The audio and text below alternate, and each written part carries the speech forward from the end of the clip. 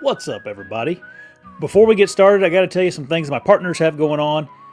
First one, ASIO gear. If you guys need some new hunting clothing, check out ASIO gear.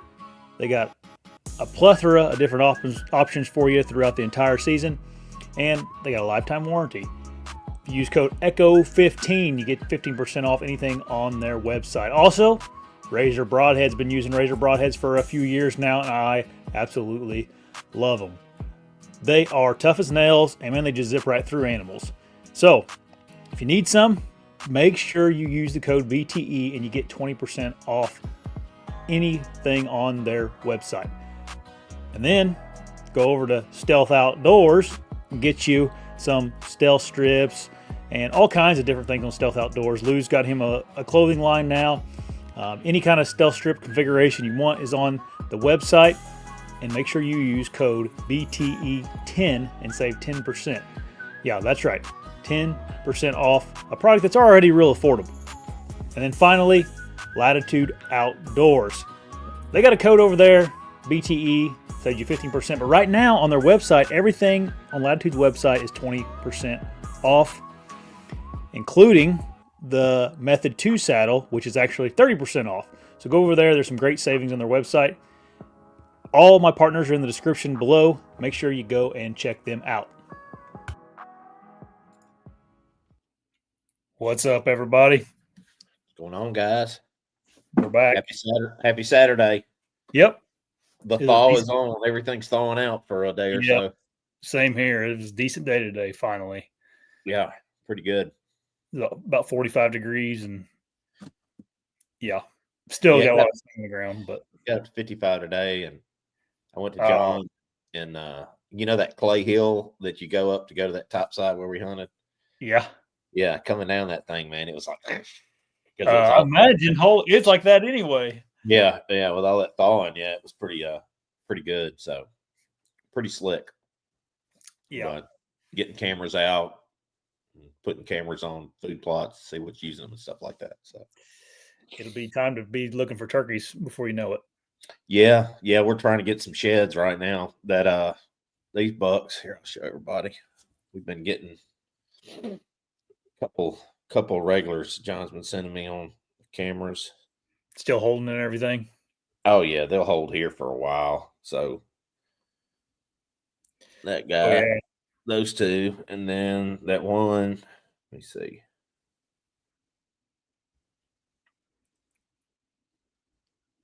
Yeah, that one. He's pretty worn down, but that's that one with that split. It's real wide. He made it. Is that on his Temu camera or whatever? No, these are just on reveals. Yeah. Let me see. That's him again. Thinks he has width and everything. So it's crazy. He's 4.5, but man, he's like whittled down to nothing. I bet he doesn't weigh 145, 150 pounds now. Yeah, he looks rough. Yeah. Those Temu cameras, I found it. I sent it to you. It's this one here.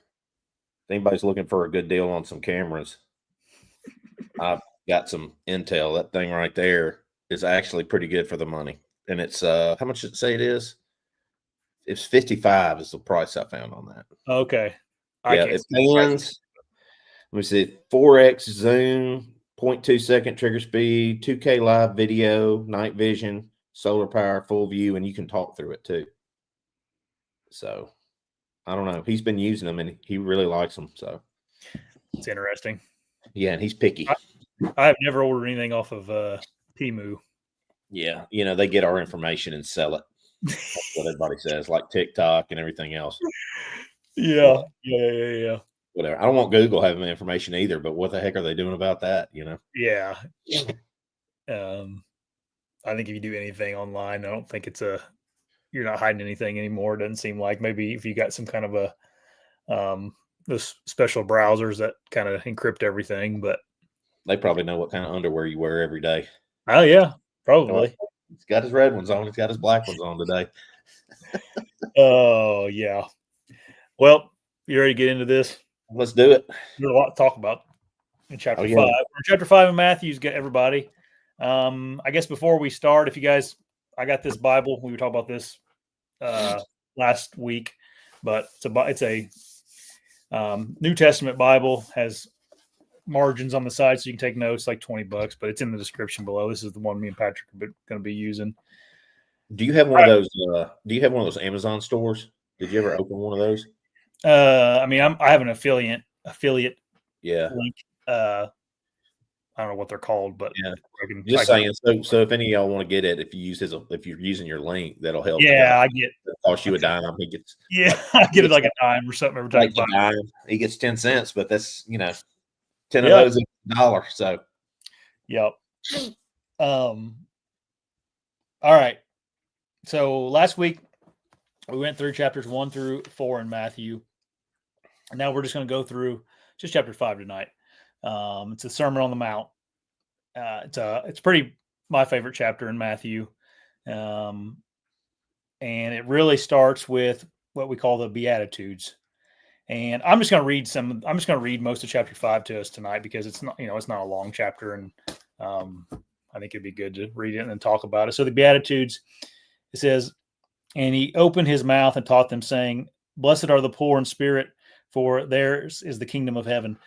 That is something that right off the bat here, I think a lot of people may get confused about or misinterpret. So he's telling us, blessed are the poor in spirit. And I don't think he means that people that are like have a nasty spirit or like a mean spirit, which you could interpret that way. I think he kind of is trying to say those are who recognize that they have a poor spirit and they need God, and kind of have a humility towards God, or before God. Because I stopped when I read that. I'm like, what does that actually mean? And kind of had to do a little research on it and go from there. So, it's really important, especially as men. It's hard for us to do, and women. It's just humans in general. But I it's think hard. all the Beatitudes are basically kind of like about the people who are not full of themselves or arrogant or think they don't need God. It's the humble people. Because like when it says blessed are the meek, they don't mean weak people, as far as meek. They just mean the people that, are humble, that know they need God. That's kind of what I've researched and found it to mean. Yeah. What you said, basically. Yeah, that's exactly right. So when you read this stuff, don't think that God is or Jesus is telling us that we need to be these things. Necessarily, it's kind of our heart and where our heart is. Mm-hmm. So, yeah, and I've talked about this before. I've gotten a better perspective of it before, but I've always sometimes read some of this stuff like where God tells us what to do, and I always got a little like aggravated with myself because it's like you're so far away from where you need to be, which I know that's not what it's about, right? But I think it was Wes Huff. I can't remember. I've been consuming so much religious information the last year, 6 months. I think it was one of his talks, or maybe it was even on that Joe Rogan thing. But when he was talking about like, oftentimes we use the law, which is kind of what Jesus is talking about here in chapter 5, as like a benchmark for how we should live or what we should be held accountable for. And it's like, that's how I always looked at it. And it's like probably the wrong way of looking at it. It's like you're trying to wash yourself with your problems instead of like, you need to turn to God. These are the reasons you need to turn to God. And it's okay that we can't do all this stuff. Like, if that makes sense at all. Yeah. It just basically, I think the Wes Huff you were talking about, it's kind of like you can't see the forest for the trees. Yeah. It was kind of the Pharisees and the Sadducees. They couldn't see the forest for the trees. And, the law is the law, but there's so much more to it than just the law, which the law would be the 10 Commandments, and some of the law, Leviticus and stuff, that you're so busy consuming what to do with the law that you're not really, I think the whole message of Jesus was just love, obeying God and loving your neighbor. It's pretty simple. If you do those things, if you love God, you'll obey God and Jesus. If you love your neighbor, you'll treat them well. So, that's what I get out of, all the Sermon on the Mount, basically, but they break it down pretty good in this book. Yeah.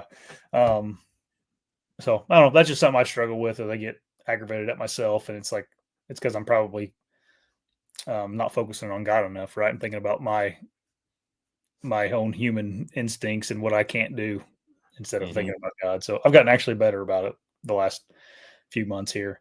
Blessed are those who mourn, for they will be comforted. Blessed for those who are meek, for they shall inherit the earth.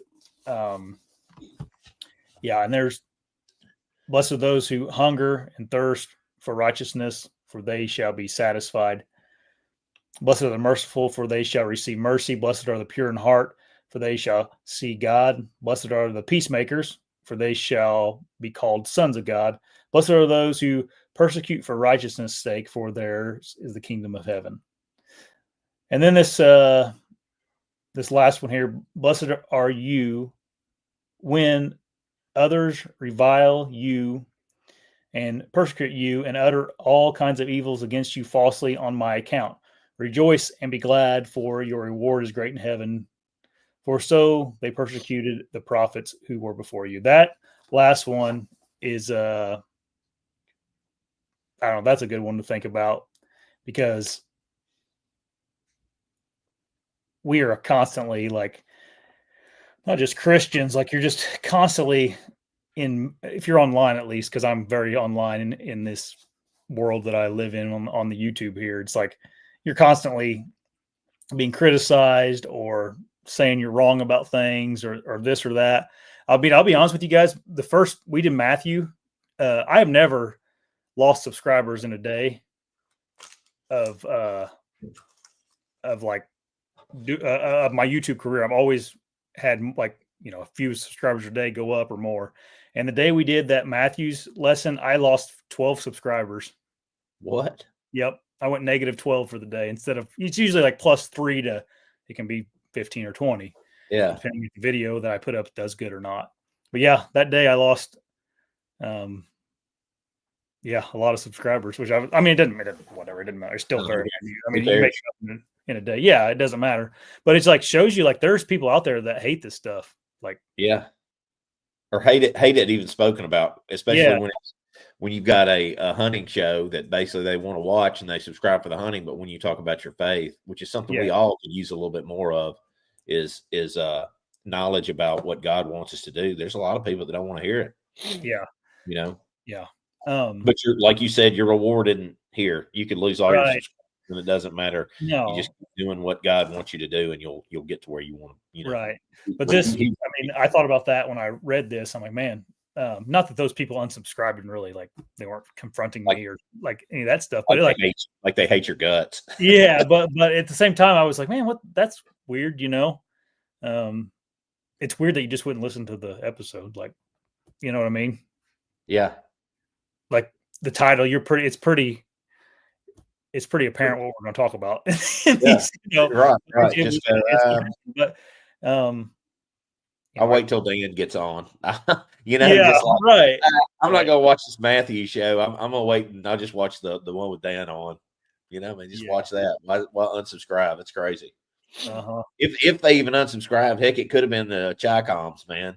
Maybe. It could have been a coincidence, but going to say, oh, they want to talk about Jesus, we're going to take his subscribers away. Yeah.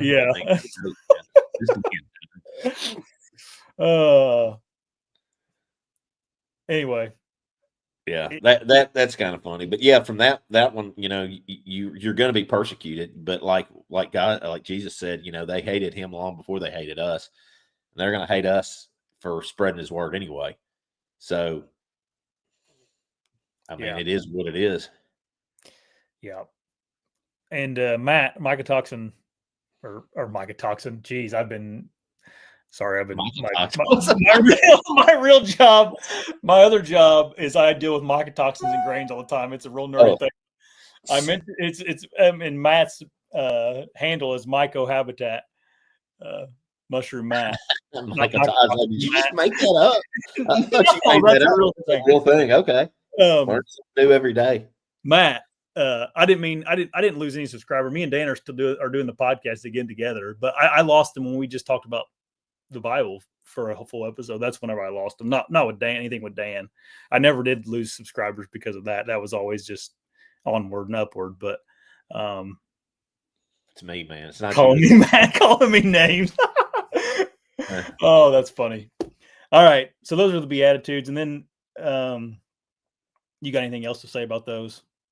No, I mean it's all good stuff. It just kind of lets you know. I think that part of the chapter is just to let you know, that just because you're not somebody like the Sadducees were, and I think that's probably who he was talking when he was talking. Yeah, Remember, he's sitting up on a mound just with people around him. Probably Jews, but maybe some Gentiles in there. So he's talking to all these people that are subservient. They're slaves basically, because the Jews back then were basically indentured servitudes to the Romans. So, they're weak, they're meek. They don't have the power that the Romans had at that time. And because a lot of people thought Jesus was there to free them from the Romans and how the Romans were persecuting them, and that wasn't why he was there. I mean, he said it several times, that he wasn't there to free them from that. He was, there for another reason. So I think a lot of this is just when he's talking to him, I can see him up there letting him know, hey, just because you feel like you're weak, you feel like you're poor, you feel, like you're not, you're indentured slaves to these Romans, it doesn't matter. You're still, the kingdom is yours if you seek it, and I think that's what he's trying to say at that part of his Sermon on the Mount. Yeah, I have a note here. All these Beatitudes are really about having an attitude of humbleness instead of anger or jealousy or ego-driven thoughts. It's all about, having your thoughts towards God and what would Jesus do instead of what would us humans do that And want to. you think about the context too of when this was saying. Like I said, he's talking to a bunch of Jews who are probably angry because they're being persecuted. They've got to pay taxes to the Roman government. They are indentured servants. I was listening to Adrian Rogers the other day, and he was talking about it's in here. We'll read it in a minute, but where he says, if they ask you to walk 1 mile, offer to walk 2. And a lot of the times, he was kind of talking about how the Roman soldiers could just walk up and you've been working all day in the fields plowing, and they say, hey, carry my bags, and you had to do it. Yeah. And think about how most of the Jews would be angry, or probably all of them were angry because they were asked to do something like that after, hey man, I've been working all day and now you're going to take advantage of the fact you've got this power over me. But Jesus is telling them that just because that's happening, walk another mile, make a friend, maybe it won't be that way if they see you and you do it with a delightful smile in that way. So in this, to me, the context is he's just telling them, look, we know that you are a downtrodden class race of people right now under this Roman regime, and just keep your eyes on God. Just stay with God and don't worry about it. Be humble, obey your masters. He says that also, further down. So that's kind of what I'm getting the gist of it. What's the context of why he was saying this to those people. And it's true today. If you work for somebody, if we have a government, it's basically telling us to, just keep our eyes on God and just do what you're supposed to do, basically. Yeah, man. And it was, I mean, we're so soft now. It would be so much easier back in those days to have this hate in your heart compared to what we have now. Oh yeah, I You can know what I imagine. mean? The things we go through in this country are just super petty compared to what these people are going through in the Roman Empire. Yeah, nothing. Pastor Bill there, he said mostly Jews according to Scripture that Jesus was talking I figured it was mostly Jews. I'm sure there were probably maybe some Romans listening, and they would be Gentiles, but they were probably not many, or else they might have stopped it from happening. Yeah, that's true. Okay, next little section here is called Salt and Light. It says, "You're the salt of the earth, but if the salt has lost its taste, how shall its saltiness be restored? It is no longer good for anything except to be thrown out and trampled under people's feet." I really like this next section here. It says, "You're the light of the world. A city set on a hill cannot be hidden, nor do people light a lamp and put it under a basket, but on a stand, and it gives light to all in the house." I thought that was a cool way of thinking about spreading spreading Jesus's word is, yeah, it's a cool way of him analogy that he uses for doing that. In the same way, let your light shine before others so that they may see your good works and give glory to your Father who is in heaven.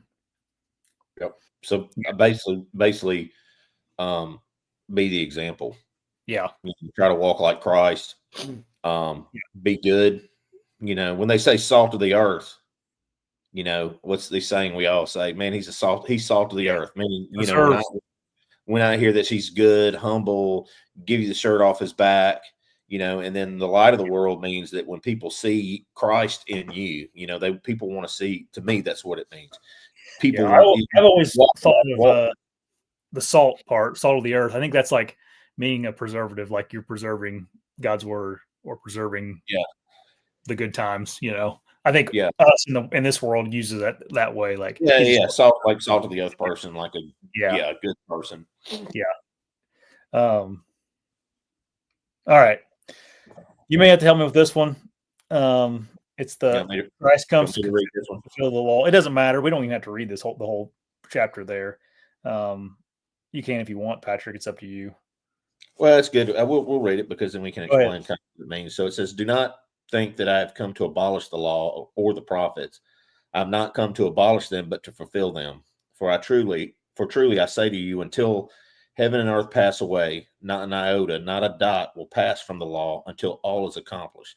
Therefore, whoever relaxes one of the least of these commandments and teaches others to do the same will be called least in the kingdom of heaven. But whoever does them and teaches them will be called great in the kingdom of heaven. For I tell you, unless your righteousness exceeds that of the scribes and Pharisees, you will never enter the kingdom of heaven." So basically, he's saying that he didn't come to get rid of the law, which is the law of Moses. The Old Testament. 10 Commandments, Old Testament. He came to fulfill it. And that's exactly what he did. He came in, and the prophets. So there were prophecies before him, like in Isaiah, Jeremiah, things like that prophesied Jesus is coming. And as far as the abolishing the law, he's coming to say, hey, look, I am going to live perfectly with the law. You will see no sin in him, basically. So he's come here to give you an example of how to be the law, okay? Because he's not abolishing, he's fulfilling it. And he's also fulfilling prophecies, which he fulfilled. I don't know offhand, but it was a ridiculous number of the prophecies that were in the Old Testament that would be impossible for someone to fulfill all of those, if someone tried. So that's basically what that kind of comes over, and just says that, if you're teaching, I think the whoever relaxes one of the least would be someone who maybe would be teaching their own interpretation of the law.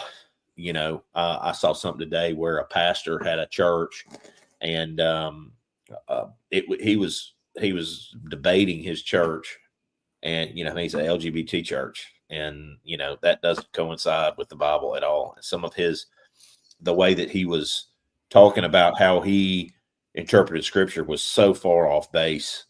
And its tenets that he actually listed before, the guy pointed out that they were all the 7 tenets of the Satanic Church too. And this guy's supposed to be a Christian pastor. So I think that's kind of the one where they're saying, someone who, kind of relaxes, one of the commandments, says, these don't really matter as long as you're a good person, or these don't matter as long as you love, it's about love, but it's also about obedience to God too. So, it's very clear, in my opinion, what the commandments are, and anything that goes against those is a sin. Now, we all sin, but your goal is to try to sin the least amount as you can. And if you're walking with Christ, he kind of keeps you on a path of less sin, I guess. You won't be perfect, but it keeps you on a path. If you're chasing God, you're not chasing sin. Yeah. Boy, we've done that a bunch in our country, is kind of loosened up on the laws, right? Yeah. Yeah. The West has. Yeah, the West. Mm-hmm. Okay. Anger. These next few are really good. The next section is about anger. It's a real popular here. Real popular section is, you've heard that it was said, to those of old, you shall not murder, and whoever murders will be liable to judgment. But I say to you, anyone who is angry with his brother will be liable to judgment. Whoever insults his brother will be liable to the council, and whoever says you fool will be liable to the hell of fire. Yeah, and that's, that's something that really like sets home with me. Like, we all get angry and mad at people, and our family, our friends, whatever the case may be, people online. And it's like, it's all of a sin. It's just as a sin in God's eyes as if I would, put a knife in someone's chest because I was mad at them. Like, Yep. It's a hard thing to do, especially when someone's wronged you. Yeah. Just to love them anyway and pray for them. Yeah. That's what Jesus tells us to do, And if you want to be more like Jesus, it does help. I've had to do that. I've had to kind of pray about things when I was upset with a person or dislike somebody, to where, and it's really weird to do that. You're wanting to hate their guts, and you're wanting them to feel some of the pain that you're feeling, or anger, that your frustration or whatever that you feel. But it's really it's therapeutic to just kind of let it go, because if you just put it on God and on Jesus and just kind of let it go, a lot of that can help, Yeah. Yeah. That section right there is a powerful one, because that's probably our weakest link most of the time, is like the amount of times we get mad at someone or just aggravated at something, whether it's something small or big. It's hard to not do that. Yep. All right. And then next section is lust. This is the famous one for, if your right eye causes you to sin, tear it out and throw it away. For it's better to lose one of your members than that your whole body be thrown into hell. And if your right hand causes you to sin, cut it off and throw it away. For it is better that you lose one of your members than that your whole body go into hell. Yeah. That's a very popular. I would have to say lust is probably the hardest one of the sins for men and Oh, women. yeah. And that just goes to looking at especially with online now. It's just, I'll be honest with you, dude. Like that, I was never on TikTok. I think I've told you guys that I got banned there the first couple of weeks, posted hunting content. But you get on that, if you get on that website, and it's not even, I hadn't even looked at anything yet. It's like the only thing that they serve up to you is lustful stuff. Yeah. Half naked girls or pretty girls or whatever. Mm-hmm. Yeah. That's the same thing with Instagram. And it doesn't matter what you follow on Instagram. Seems like it's got some way of getting that put in there, and we're all, especially men, we're all visual creatures. So, I mean, they know what they're doing, the devil's. Oh, yeah. And they know it. That's one I struggle with. I can tell you, because I mean, it's they want you. Oh, wow. I mean, it's just like, it's, and it's always in front of you with Facebook, Instagram and all that. It's probably better off just deleting everything. I know. Before I had Facebook, I was bodybuilding. Or before I had a smartphone, man. I was in the gym 5 or 6 days a week bodybuilding and bench pressing 370 pounds, and now I'm fat and old, because I sit there, you get to swiping, man, and it's whatever you want, whatever you're into. Luckily now I've got a lot of my stuff on TikTok is Christian stuff, because I follow a lot of Christian stuff, but it doesn't matter. Can you get on TikTok again? Oh yeah, TikTok's no, man. Trump saved it. Oh, okay. Yeah, Trump saved TikTok.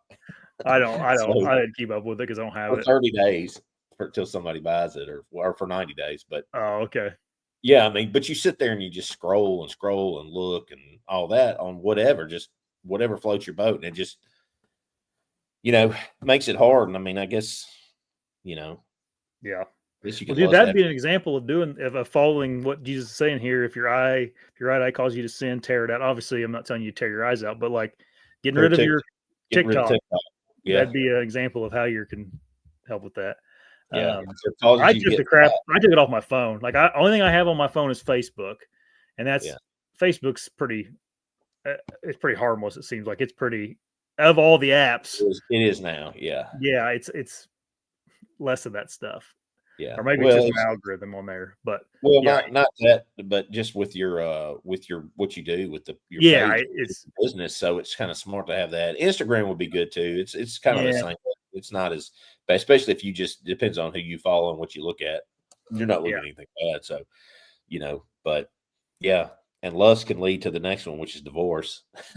you yeah, know, yeah, uh, this one I know about because it says, it was also said, whoever divorces his wife, let him give her a certificate of divorce. But I say to you, everyone who divorces his wife, except on the ground of sexual immorality, makes her commit adultery. And whoever marries a divorced woman commits adultery. I mean, I guess that's a crazy one because a lot of people get remarried, right? yeah, But I mean, he forgives. But I guess it's kind of if you really try to follow Jesus and you knew this before you got divorced or you know whatever, um, you might not get divorced if you know that's the consequence or that's right, what Jesus wants you. I think a lot of people get divorced probably don't have a close relationship with Jesus too, because I can tell you from my own personal experience with my wife and I, having a better relationship with Christ has helped our marriage tremendously. for sure, for You know, sure. Yeah, the divorce one's it's a touchy one for people because that's a personal thing, very very personal thing for people. Maybe Pastor Billy can elaborate on that. Oh, got a $5 donation, Patrick. Our first thank you. one from Pastor. And he said we're doing a Thanks, good job. man. I'll take that from Pastor Billy. Yeah, we ought to be paying him for giving us input. Yeah, yeah. For just hey, I'll take a good job. That's good. At least I feel like we're on the right track. Yeah, Just a couple of dumb hunters here trying to yeah. talk about the Bible. Um, yeah, like you said, the divorce one's hard. It's a weird one. Well, the lucky thing is he died for all our sins. Right. So if you get divorced, yeah, you sinned, but you know you're not going to hell. Yeah, yeah, As long as you believe in Jesus. But it would, I think this sermon here will help you live a better life for sure. And if you if you knew about what it says about divorce or lust before you became lustful in your heart and before you got divorced, I believe you yeah. might not And get dude, divorced. we probably overthink the divorce thing. Like, the lust ones comes before the divorce one. Like, it's just as bad as what me and you're talking about scrolling on TikTok as Yeah. it is. It's just another sin that we all commit. Yep. Or um, that's an easy one because you can be like, well, I didn't break that one. I'm not Yeah. divorced. I didn't break that one. If it's like, Yeah. But you're yeah, doing this well, every day, but you're yeah, doing less every exactly. day. Yeah. Right. Yeah. Yeah. Yeah. So yeah, I didn't have much on that one. I'm not divorced yet. No, I'm kidding. I'll The say this. I've never been divorced either. Yeah, Um, Patrick hasn't either. Yeah, I've only been married once, but I did marry a divorced woman. Yeah. But like I said, Patrick's breaking that last sentence there. No. yeah, yeah, yeah. Oh well, but the thing is like neither one of us, we were both Christian, but we really didn't put our money where our mouth was before, um, a few years ago. And Yeah, so, as we've grown in our relationship with Christ, so our marriage is better. We're where we need to be, basically. And in previous relationships I had, and her marriage before me just probably was not where she needed to be. sure. So Yeah, had she known the consequence, not consequences, but had she known or read the Sermon on the Mount, she might have thought about things different. But she knows it now, so these things, that's in your mind, and it makes you a better husband or wife or whatever. yeah. We don't have to get into all that. Divorce was very common. Men can divorce their wife or any. Jesus was telling them the real reason they could get a divorce. Okay. Yeah, it makes sense. They were just getting divorces left and right. It sounds like probably Yeah, for they probably were. that I lust. would say there may have been a lot more infidelity or just stuff going on back then, maybe than there are these days. I don't know. Maybe Yeah, things were maybe in pretty bad shape back then. I yeah, don't know. People were definitely, if you want to call it, more savage or more just different type of No, they weren't mentality. more. They're still savage. Yeah, We're still worse, but I mean, they were just as bad then as they are now. right. I don't think much has changed. Yep. Next section is about oaths. You should not take an oath. Um, that's a little. I read that when I first was getting into it. I thought maybe it was talking about like cursing, Mhm. but essentially Jesus is saying that your word should not need an oath, and Right. you should not take an oath of like on God, on this earth, on whatever. That's because those all come from God. Um, that's kind of what that is. I don't know what was going on back then for him to talk about specifically about oaths, because that's something like I don't know. We never. How often do you take an oath in your life?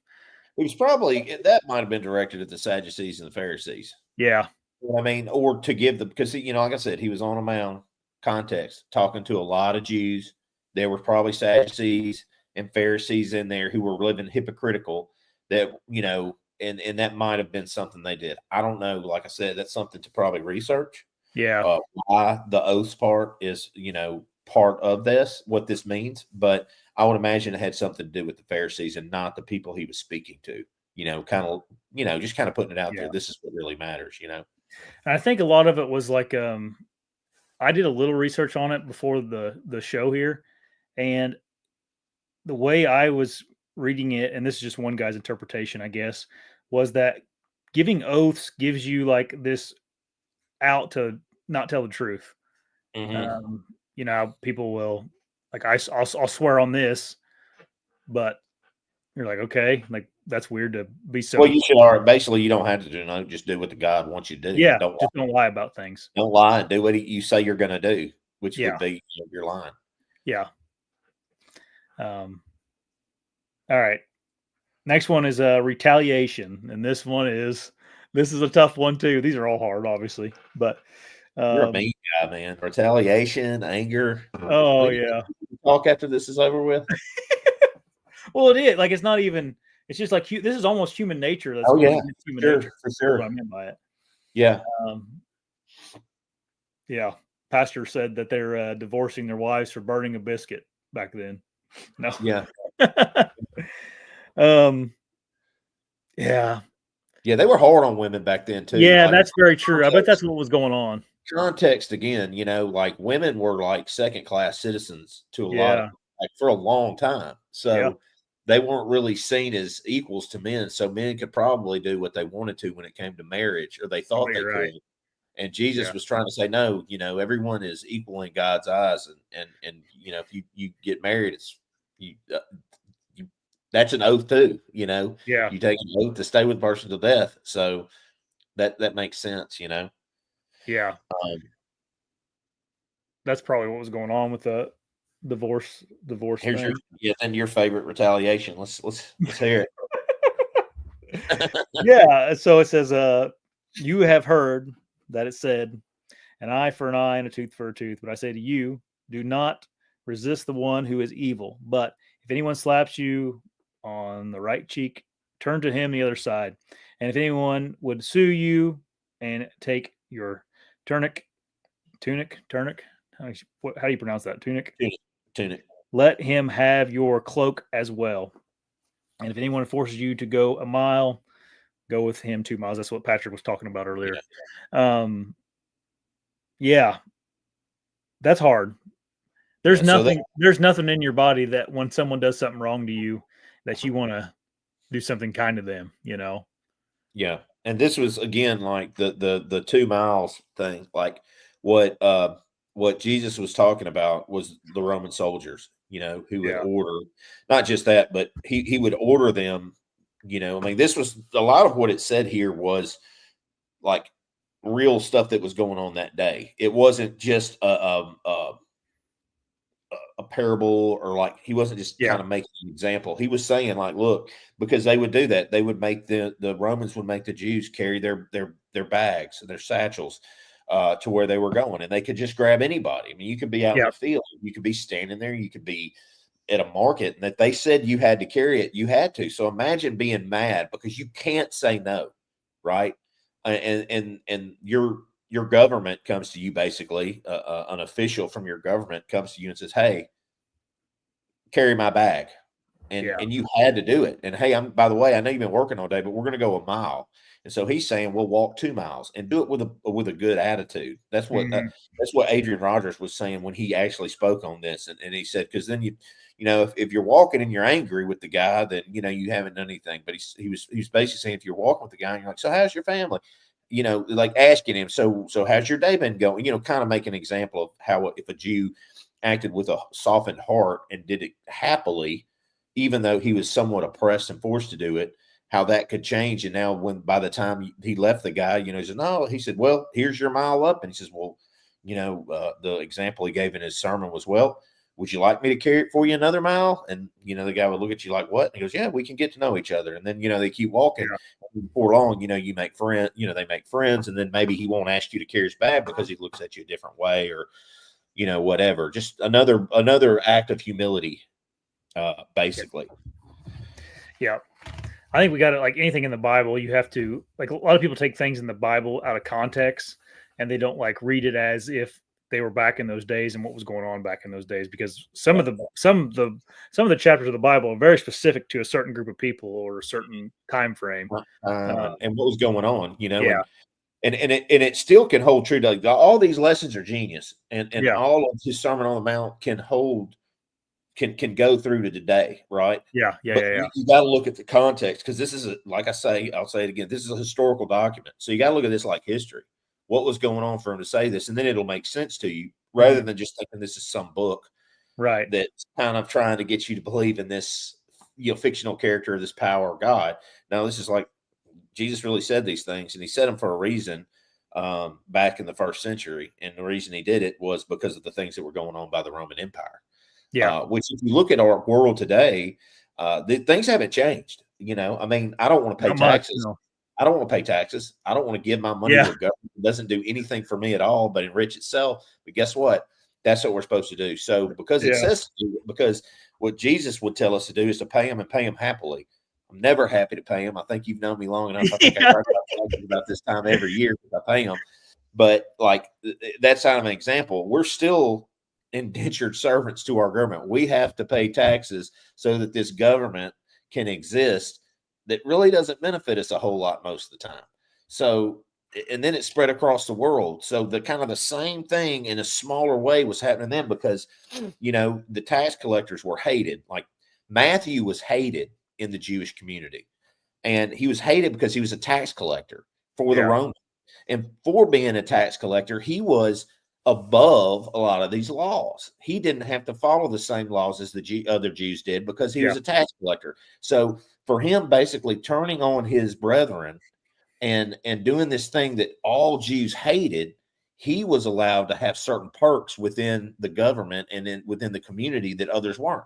So his fellow Jews hated him. That's why when Jesus picked him, a lot of them, were, what? Why the tax collector? Because they were hated.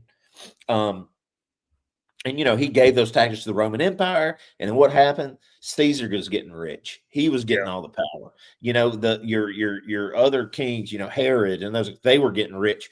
The Jews, they were like us. They were slaving away, working. They're probably more. I mean, they weren't working 40-hour weeks. They're probably working 6 days a week.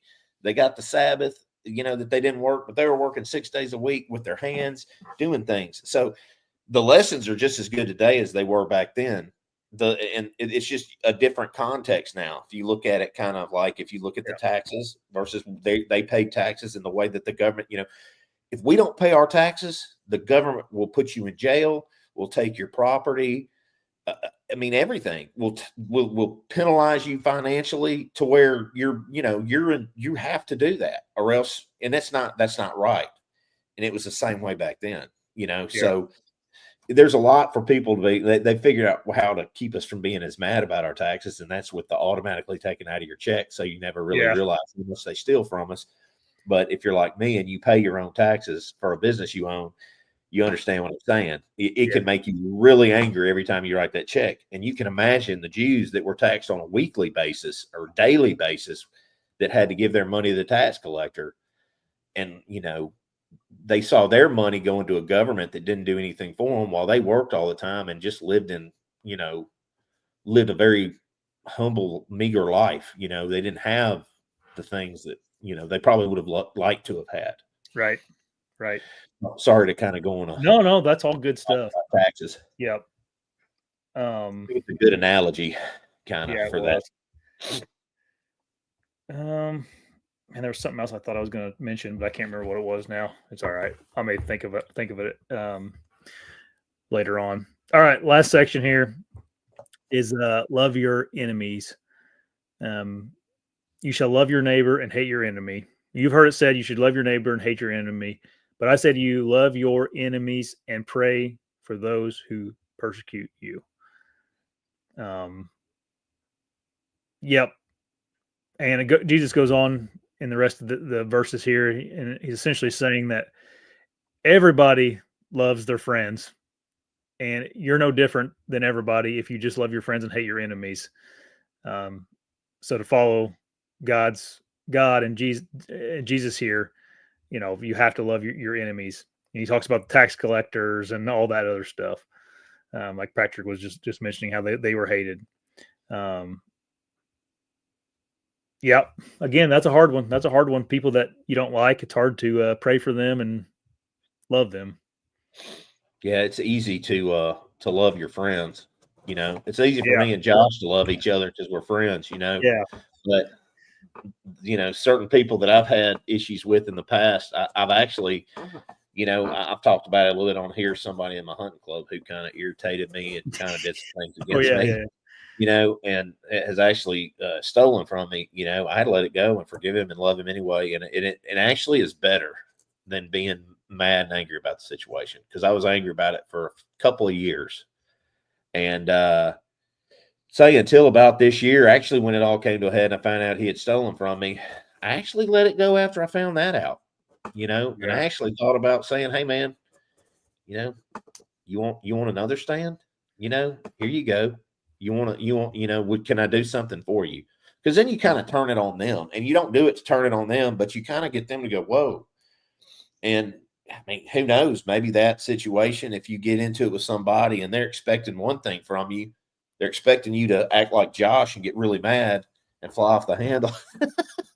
With his anger, he doesn't have anger issues. I'm just if they expect you to fly off the handle at them because they did this horrible thing to you, and you say, "Hey, man, you know what? I forgive you. I love you. That doesn't mean that you have to be friends with them. It doesn't mean that you need to trust them again, or you have to have anything to do with them. But just in your heart, it's a lot better, because holding on to that anger, I mean, that's what the devil wants you to do. And God commands you to love everybody, no matter what they do. Even Joe Biden. That was so hard for you to say. Yeah. And the other ones and the other folks up there, even the tax collectors in America, even the IRS, you're supposed to love them too. But in all seriousness, it's a lot easier to love people than it is to hate them. It eats at your soul. It does. Yep. It's hard. It's easy to hate people too, is the problem. It's easy to, when someone does you wrong, or you do something, or someone does something you don't like, it's super easy to, and in this country we are so involved with everybody, like we know exactly what people think because they put it online, Right. And if it's not in line with what you think, sometimes we just cut them people out of our lives. And dude, I got some family members that, I mean, that first round of Trump, they absolutely, their kids were Trump fans and they were Hillary fans, and they quit talking to each other about it. Oh, it's nuts. Yeah. I'm just like, oh my gosh. And anything, even now, which I don't understand. And I watched a roundtable that he had with the mayor of Los Angeles and the governor. And dude, I mean, that's our president, man. He was going off on them because they were like, oh, these permits will take 18 months before people can start building. He's like, no, that's not good enough. And they're like, well, maybe a week. He's like, no, that's not good enough. Everything's burnt. Let them go in there and fix it. Well, we got to worry about safety. He's like, there's nothing to burn. Let them go in there. They're waiting in front of their lot to clean up. Let them clean up their own house so they can get to rebuilding their lives. And, but people, when I see that, I'm like, how can you not? Like, heck yeah, like that's somebody working for the people. But some people just hate him because of the way he acts or what they think or whatever. And like, you should want your president to succeed. I mean, I wanted Biden to succeed, even though it was illegitimate. I wanted him to, do good, even though he's incapable. But I think we've gotten so polarized, especially with politics now, with this craziness on all sides, that everybody's tribal. But I do think, I will say this. I think we've gotten so low in our country. I really do, that I think there's a revival coming. I really do, because I think materialism for the last 20 years and the internet and this, being a social media star and all that, and everybody trying to do that, and try to make money the easy way. I think it's leaving people empty inside, and they're still searching for something. And I think that one good thing a lot of social media like TikTok is you can run into these Christian influencers that are solid, and it gets you thinking, and like what we're doing right now, maybe somebody that's a hunter clicks on this and says, "What the heck is Josh doing now?" I'm going to unsubscribe from this I'm guy. gonna unsubscribe. But first, let me see what this Matthew guy said about Jesus. And they see some of this, and it gets their heart thinking. It gets them thinking to themselves, like, So there's good things to the social media stuff, but yeah, for sure. Like, I think that we've just, it's leaving a lot of people empty in the country, and I think they're searching for something higher. Yeah, there is a lot of good that comes out of the internet and social media. We oftentimes harp on the bad things and all that, but like look what we're doing here. This is on the internet, on social media, and it will be here forever, unless unless something happens. It'll be here forever. Yeah, I learned more about Jesus from watching Cliff Connectley than I have from just about. I mean, well, as much about that from him and the way that he put some of it in perspective from somebody who's really knowledgeable. Yeah, Watching his TikToks and YouTube videos and then reading the gospel, it made me go, oh wow, it kind of puts two and two together. Yeah. Pastor said forgiveness is free, trust is earned. Yep, that's true. That's a good way of looking at it. Yeah. Yeah, I think sometimes we mix up the two. Like we think that this person has to be perfect again for us to forgive them, No, they can be just as bad as the next guy, or just as, you forgive everybody because it's what he tells you to do.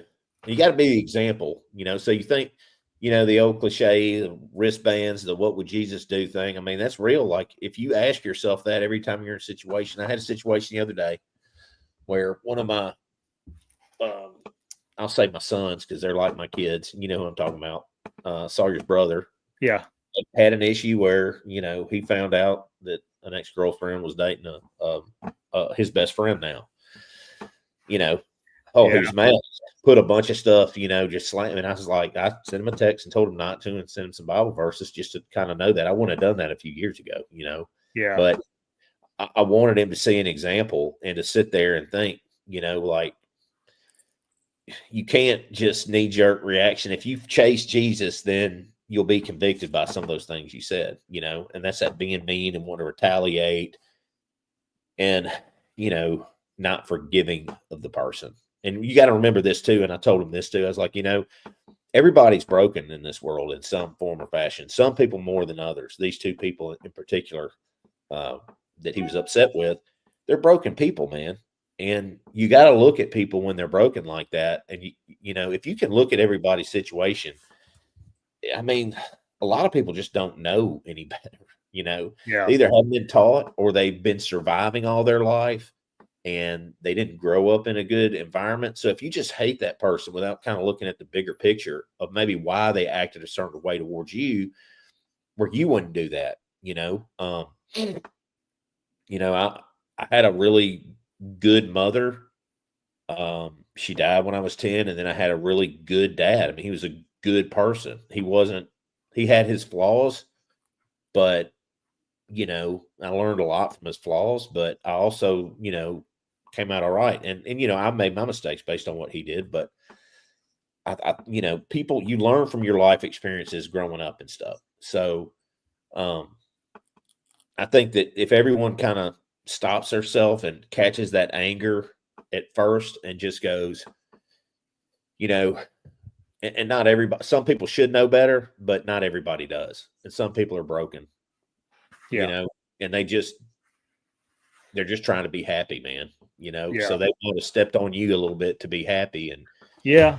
And then you that goes back to the, when Jesus tells us to be grateful because we have a place in heaven. yep. People, so. Yeah. Look at the big picture. Yeah. Like what we do here, it's so crazy too, Josh, when you think about it, and you really start putting your time into learning about Jesus and what he said about heaven. And I'll say it to everybody. To me, the Bible would be worthless without Jesus Christ, in my opinion, because he makes it for me all real. And that might sound crazy or harsh, but Jesus came down here. He died on the cross for our sins, and he rose 3 days later, like he said he would, and he fulfilled all those prophets. That shows me the Bible's true, 100% true, and I trust in it. Without what he did, it's just paper with a bunch of good stories written on it, right? Yeah. So then when you think about like him telling us this truth about the Bible, right? He showed us the truth about this thing that really has no leg to stand on with every culture that it's introduced to, right? We're talking, uh, Jews, Gentiles, your Muslims convert, Chinese, African, all over the world, people convert to it. It's true. And then you think about like how short a little bit piece of time we're here on earth. Yeah. We get to this bigger picture, which is beyond with what Jesus said, which is beyond what the Bible tells us and what he teaches us. Man, it's like none of this stuff that gets us mad matters. Yeah. It's just if you treat people the way that Jesus tells us to treat people, you're trying, and you do that. That's what matters. To be an example to bring more people to Christ, I guess is all that really matters. Yeah. I was listening to the 3 to 7 podcast the other day, and Chad had a pretty interesting, I don't know if it was a dream or something he had, but it was like we often think about like the worldly things down here, and like when someone passes away, we're always like, oh, they're probably looking down on us now, or they're you hear that a lot. And he was like, man, he had a dream, or I don't know if he called it a dream or a vision. I can't remember what he said, but he said that he like died and went to heaven, and he's like, I was standing in this room, and there was this light that was like eternal, like it was like everywhere. And he's like, it's hard to explain what it was like, but it just never was. But he knew it was God. And he said, he's like, I was just on my knees and I just couldn't stop looking at it. And I just loved it so much. I love being there. And he's like, it was time for me to go. Like he said, God told him he had to go do something because I don't even remember what it was. But he said, I did not want to go. I did not want to go. And he said, when he like came out, it was like, he was told that it was like 10,000 years had gone by.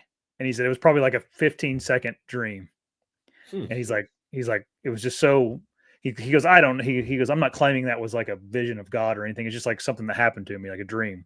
Wow, and he's like, it's crazy. just like, yeah. And he's like, dude, I was there. And he goes, not once did I think I wanted to come back to heaven or come back to earth, or I think about my mom or dad or nothing like that. He goes, all I cared, like I was just so in awe of where I was and so happy to be there. I did not want to leave. And he's like, and it was like perceived that I was there for a very short amount of time, but he's like, it was 10,000 years. And he was like, man, I hope people that are in heaven aren't thinking about me. Like, I hope they're up there with God, Yeah. I don't know what it would be like. I don't even have it. I know he wasn't claiming he knew either. It's just something that like somehow came to him. I saw somebody on TV explaining, like, how people say that they talk to like one thing that's big that's really against God is like psychics. Yeah. People that they talk to the dead. And they were reading scripture where I think Jesus talked about it, but I'm not sure. It's in the Bible. It's about the dead don't talk, and they won't do anything. They're silent in their grave until Jesus brings the church back for the final battle, that they're the rapture, I think, that they're silent. So the things that these people are talking are actually demons tricking you, Yeah. Pretending to be, they know everything. They know what, they know things that angels know and stuff like that.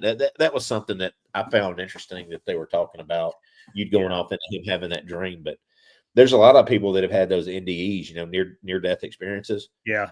They've come back and they've said that like they didn't want to leave. And, I just hope I see my dogs when I go to heaven. Like, Yeah. that's That's my what main thing, man. That's what me and my wife talk about. We're like, when we get to heaven, I hope our dogs are there and I hope they come to us. Like, that's my heaven, is just being surrounded by all Yeah. my But I think I think his point was, he got to thinking about it, was like, I don't think we'll even care when we're up there. Like, all I you don't want to think do is be we'll in the either. presence of God. And Yeah. that's what he was like. I didn't, you hear people like, man, I hope there's 40 acres for me to deer hunt up in heaven, whatever people always say. It's like, I don't think he we'll goes, care. dude, I wasn't even, like, I didn't even want to think about anything other than what was in front of me. So it was interesting. What a cool dream to have. I know. That'd be Dude, cool. I had a dream once that my grandpa was like taking me fishing again. And dude, it was the most real thing I'd ever experienced. Like, when I woke up, I was like crying. I was like, what is going on? Like, Oh, if wow. I've had these weird, like, I had some very realistic dreams. Like, I could Yeah. almost feel him like in my dream. Yeah. And we were just sitting there talking and like fishing and just like telling him about my life, what's happened. And then I woke up and I was like, holy cow, like, that was awesome. I have crazy dreams. It's usually when my dog snuggles up next to my back and I start sweating in the bed. And I'm telling you, That's only I don't know. yeah. I start sweating. I start having crazy dreams, man. But the one recurrent dream I've always had is being chased by a daggone Black Panther, man, off the ledge. I've had that dream. I don't know how many times. It's been a while since I've had it. I'll probably have it now. I'm speaking Yeah, about yeah, it. yeah, yeah, yeah. Tucker will probably, nuzzle up in the lower of my back under the covers like he does, and I'll probably start sweating tonight. Now I'll see a Black Panther chasing me off a ledge, and right before I hit the ground, I always wake up. I very so rarely remember my dreams. I very rarely remember my dreams, but that one I just like, it was so real. Yeah, I remember mine. Yeah. I remember mine. I've had some realistic dreams like that, but nothing that cool, like fishing with a dead. I haven't dreamed about my dad since he passed away either, which would be I'd like to have a really good dream about my dad. Yeah. I hope you do, man, because it was cool. Like, I felt like I got a little time with him. Like, that's how real it was to me. I wonder if that is real, though. I wonder if that is really a way that God. I wonder if our relatives can. I mean, there's no telling. Like, maybe Chad's right. Maybe you don't care. Yeah. But maybe they are. I mean, I think. And another thing too is I heard somebody talking about that guardian angels were real. They mentioned the verses in the Bible talking about guardian angels. That was on the Sean Ryan show. I saw a guy talking about that. Yes, it was. He was talking about it, and he talked about scripture about guardian angels too. Yeah. So, but every night I kind of have a little hope that I have another dream like that with someone. But I like that one with my dad. Usually when you dream, it's like distorted or weird. There's weird things. People say weird things. They're all over the place. This was not, dude. This was like we were in a boat fishing together, talking about life. Like, he was asking me questions. I was telling him. I was asking him stuff. How cool. Yeah, it was crazy. Yeah, it was crazy. I woke up like teary eyed. I'm like I wanted to go back to sleep real quick.